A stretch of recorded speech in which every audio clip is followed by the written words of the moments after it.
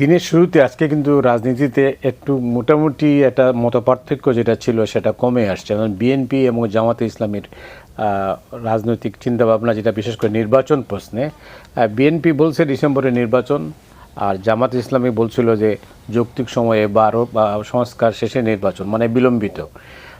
আমার সিদ্ধান্ত হবে পরিস্থিতি দেখে, কারণ আমি মনে করি ইংরেজির ওই কথাটা a week is a long time in politics, সব কিছু পাল্টে যেতে পারে এক সপ্তাহের ঘটনায়।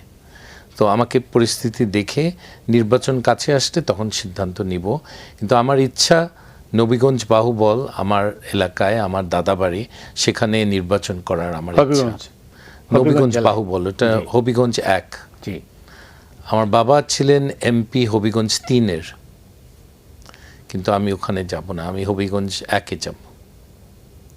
বাড়িতেই নির্বাচন করার ইচ্ছে আছে। কোনো দলে জয়েন করবেন কিনা এটা এখনো সিদ্ধান্ত নেন নাই? সেটা একটু বললেন যে কয়েকটা দলের কথা চিন্তা করছি, বড় দলগুলি, তারা তাদের মধ্যে আমার মতের সাথে মিলের ব্যাপার আছে, তারাও আমাকে কতটুকু চায় সেটাও দেখতে হবে। নির্বাচনটা কিভাবে হবে বলে আপনার ধারণা, যেটা নিয়ে আপনি বলছেন যে এখনো মানে নিশ্চিত না, বা আমি খুব দুশ্চিন্তায় আছি, কারণ আমি মনে করি এই সরকার does not come to the table with clean hands. এই সরকার একটা দলের পৃষ্ঠপোষকতা করার চেষ্টা করছে। মানিক মিয়া অ্যাভিনিউতে কারো মিটিং করার অনুমতি হয় না, আপনি খেয়াল করবেন। সবাই চায় কিন্তু কাউকে দেওয়া হয় না। এই ন্যাশনাল চিলড্রেন্স পার্টি যেটাকে বলি, এনসিপি, এদেরকে দেওয়া হয়েছে। তো এই সরকারের পৃষ্ঠপোষকতায় একটা দল আছে, আমি এই সরকারের উপরে 100% আমি ভরসা করতে পারছি না।